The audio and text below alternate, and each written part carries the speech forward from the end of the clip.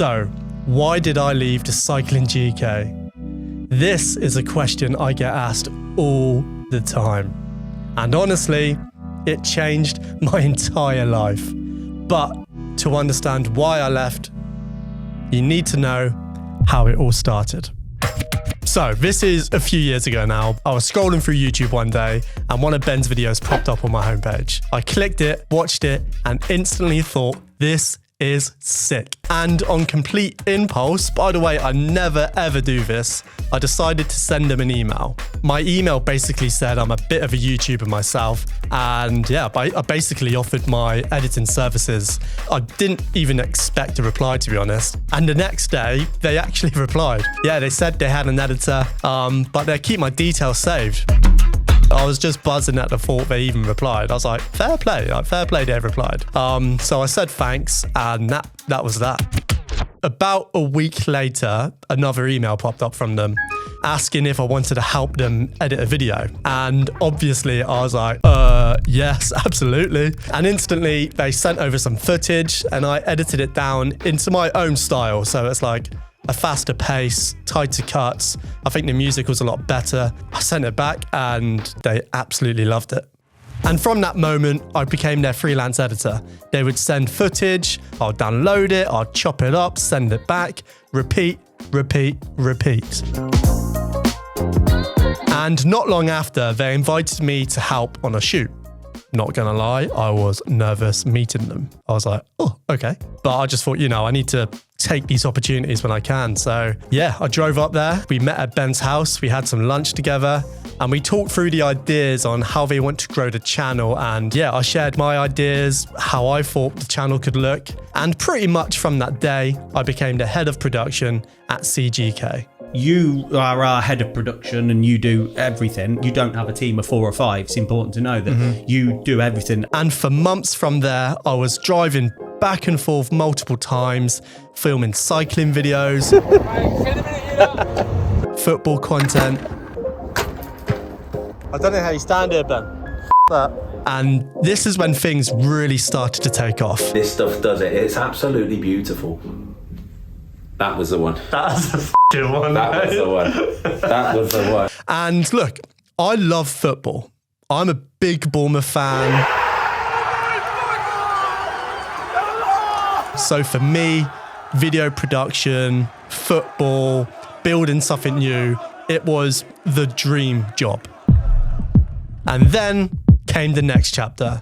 Ben wanted to start a podcast. I want to know what you think the podcast should be called. We tested a few episodes and uploaded them to the main channel. I was even a host in the early episodes. This is Frank, the editor, though. Frank is the guy who puts all of the videos together. He's incredible. What a legend. Everyone was like, yes, please start a podcast. This is how Frank, our editor, our actual editor, came to get involved with the Cycling GK. That was it.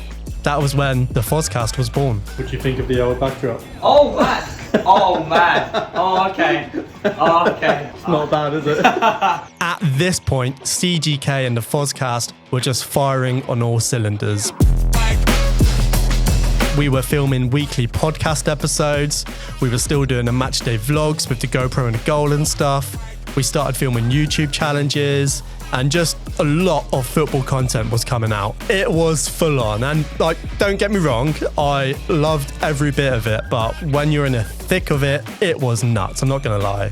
So it's sweet for me, but what would you do, Frank?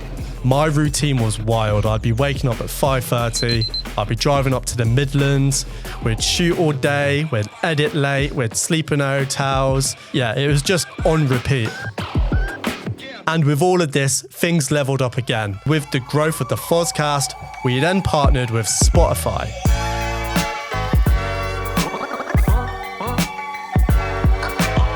And we became actually one of the first podcasts to move into the brand new London studios they had on the Thames. All like the audio, video and stuff like that. How buzzing were you with that, by the way?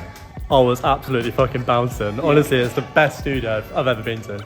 It's like his wet dream, basically. He's got a semi on right now. I literally do. Have a look. For me, this was the peak Foscast era. I loved it. Can Maheta move to mic 5? Okay, when you're talking to the camera, talk to the camera in front of you, underneath the Foscast screen. Okay, I'm just setting up the third camera. We're almost there. But Tom, stay on. And then camera 3 is going to be zoomed out. That looks fucking banging.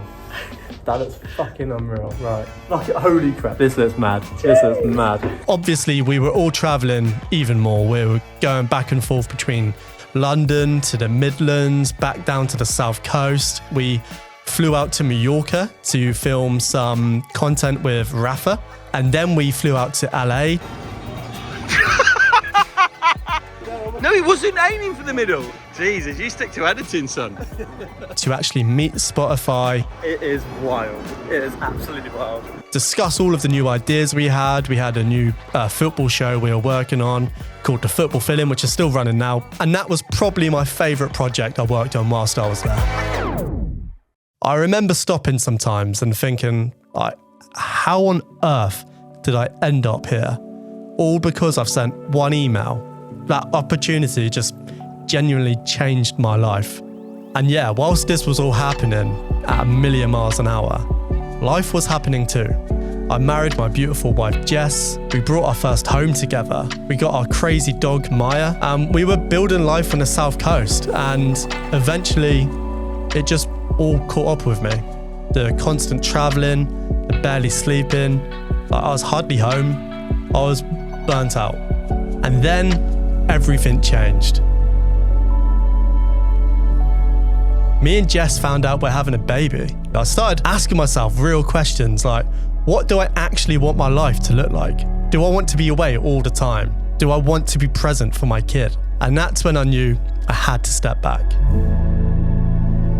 I was terrified about telling Ben and Tom. And yeah, I sat down with Tom, explained everything, and he couldn't have been more supportive. And I've got massive respect for him for that. By the time I left, I worked on over 130 Cycling GK videos. I filmed over 60 plus Foscast episodes. Yeah, it's safe to say I put my shift in. So where am I now? The last couple of years have been about family. Raising our little man, slowing life down. Obviously, I'm still working on video production. I think I will do that forever. Me and my business partner, Miles, have been filming e-learning courses with entrepreneurs all over the world. But YouTube, it's always been in the back of my mind. And recently, we've launched something new, Foscast. We've built a studio down here and launched 4 YouTube channels. Psychologically Speaking. We have time to respond. We don't have to be on the spot all the time. Ask the Boss. How did you go through 2 breakups at uni and you functioned like a normal person? I am a broken woman. Happy-ish. Obviously, the world's very different now. And I say to him, look at this, I've got 500,000 views on YouTube or whatever. And he goes, well, yeah. And obviously, a brand new football channel, the Rabona. Don't be a little bitch about it. You play for Manchester United, what do you expect? Yeah, okay, fair enough. Biggest club in the world. Yeah. Can't sit there crying. Martinez has had shocking moments since he's played for Man United. He's had abysmal, pathetic moments, red cards, stupid decisions. And I'd love for you to check it out. This also means I'm coming back properly on this channel. I want to show you the behind the scenes, the real behind the scenes of building Foscast. The creative process, the wins, the mistakes, the failures, and my life whilst I'm trying to balance all of that. Being a dad, being a husband, building a business, and just enjoying life on the South Coast. Miles has also launched his own channel, breaking down the business side of what we're doing, so please check that out. And I just want to end on this. Ben, Tom, and Jamie, if you're watching this, thank you so much for one of the best chapters of my life. Peace.